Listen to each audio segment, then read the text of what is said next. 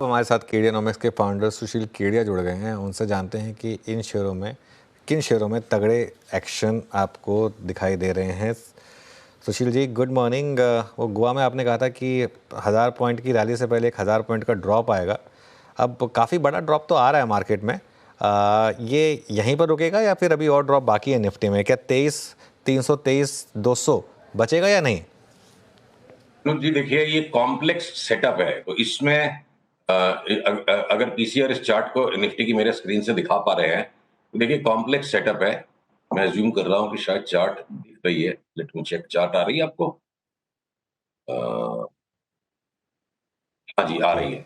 तो ये देखिए, ये यहां से हमारी जो बात हुई थी, एक बार 24,300 जाएंगे और वापस यहां आ जाएंगे, तो इसमें कोई बहुत बड़ा विज्ञान नहीं था। ये बेसिकली एक पैटर्न जो बन रहा है ना, कि ए बी सी हो सकता है एक बार 23,400 जाके हम वापस 24,400 वापस आए और फिर टाइम पास करते करते थोड़ा सा टाइम या गुजार सकता है बाजार कि फिर से एक राउंड वापस 30,000 का दिखा दे। ज्यादा से ज्यादा ये एक लेग हो, फाइनल बॉटम इसी जगह हो जाए, एक या दो लेयर डर के।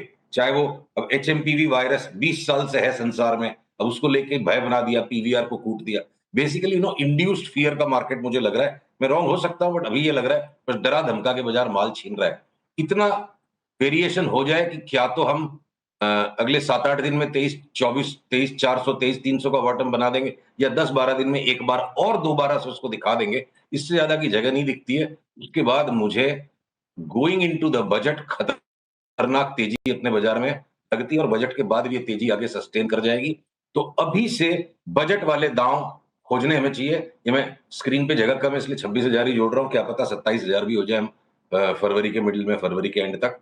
तो अगले कुछ दिनों में ये 400-500 पॉइंट का जो डर है, अब डरेंगे भी और कमाएंगे भी, दोनों काम तो होते नहीं, निडर होकर काम करना पड़ेगा। ओके, चलिए तो मतलब इस समय बाइंग आप सजेस्ट कर रहे हैं फिर?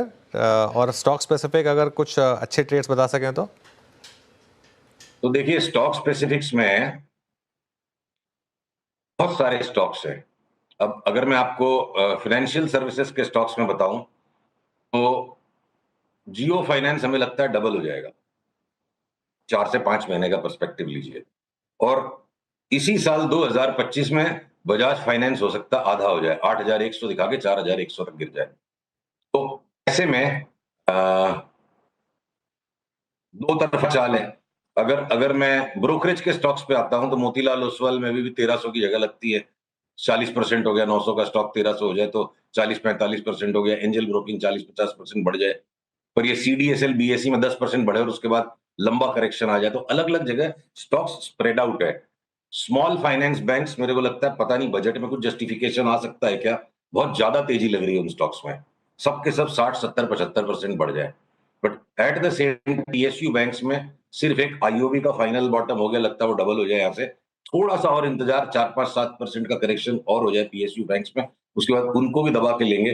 पर बैंक निफ्टी के जो लार्ज स्टॉक्स हैं, HDFC, ICICI, even axis bank हो सकता है, इनसे परहेज रखेंगे। ये घूम फिर के बार बार करेक्शन देके इंडेक्स को दबाते रहेंगे।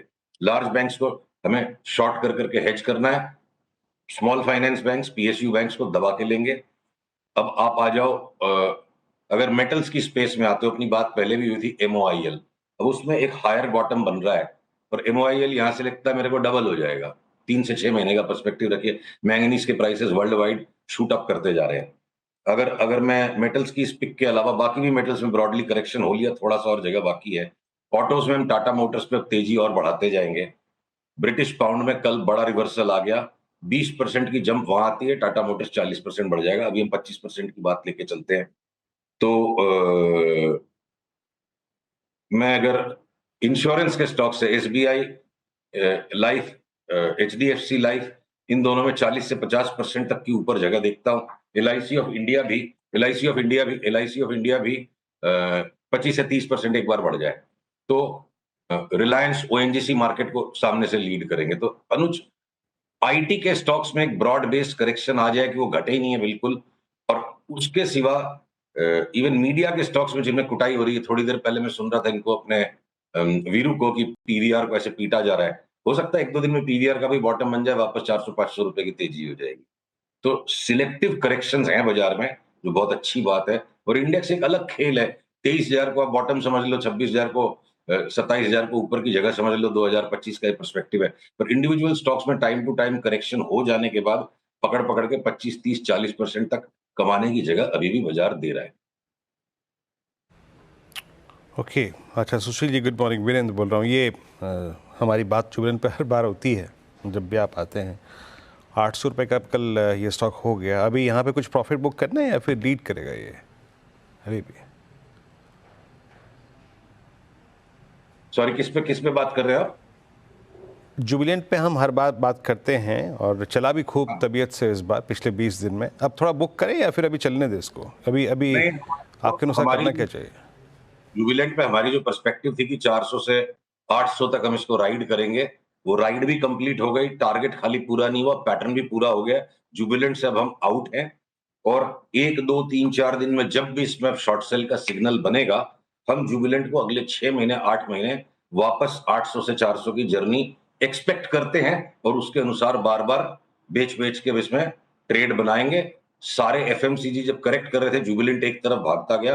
अब जुबिलेंट से निकल के हम बाकी के एफएमसीजी स्टॉक्स में पैसे डालेंगे। अच्छा, इसके जुबिलेंट साथ से निकल के आप बाकी सब एफएमसी पैसा जहां डालेंगे वो कौन सी पॉकेट्स होंगे सुशील जी? टाटा कंज्यूमर को देखिए अच्छा मूव दिया, ब्रिटानिया ने अच्छा मूव दिया, कल डाबर मैरी को कोलैप्स हुए, बट आपका टेक क्या है? वो पैसा कहाँ जाएगा, किस तरफ? डाबर पे सबसे ज्यादा तेजी करनी है। उसके बाद आप सारे के सारे एफएमसीजी स्टॉक्स ले सकते हैं। समस्या है कौन सा न ले। मतलब 35% अगर हिंदुस्तान लीवर जैसा भारी रकम स्टॉक भी बढ़ता लगता है, लेकिन बार-बार डर का वातावरण इस संसार में आएगा। क्रूड में मेरे को लगता है फाइनल लास्ट करेक्शन अगले 5, 7, 8 दिन हो जाए, उसके बाद क्रूड एक तरफा अगर भागेगा $100 तक, तो कुछ ना कुछ संसार में समस्या पैदा होने पे भागेगा। और समस्या के माहौल में, डर के माहौल में एफएमसीजी बिल्कुल सेफ बेट है। सबकी चार्ट्स रेडी है।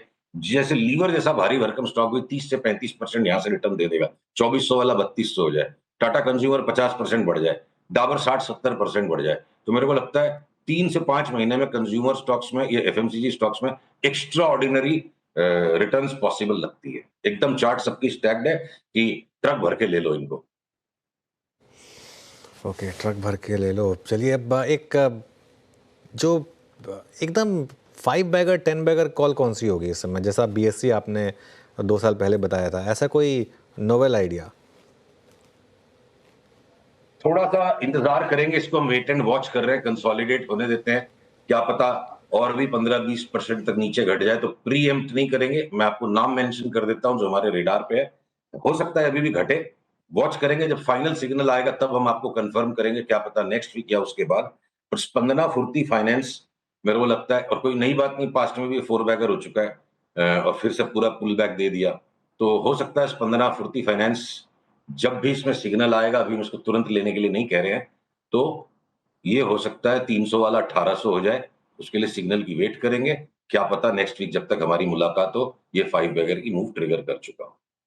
ओके, स्पंदना स्फूर्ति, जी हाँ, 1200 से स्टॉक 300 तक तो आ चुका है और कई लोगों का मानना है कि शायद वर्स्ट प्राइस में हो यहाँ पर।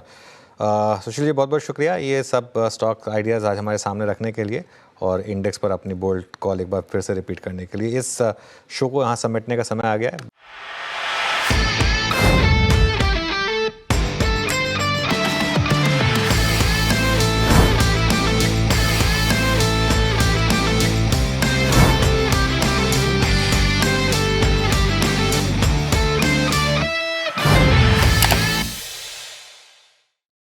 बता दें कि मनी कंट्रोल पर दिए गए विचार एक्सपर्ट्स के अपने निजी विचार होते हैं। वेबसाइट या मैनेजमेंट इसके लिए उत्तरदायी नहीं है। यूजर्स को मनी कंट्रोल की सलाह है कि कोई भी निवेश निर्णय लेने से पहले सर्टिफाइड एक्सपर्ट की सलाह लें।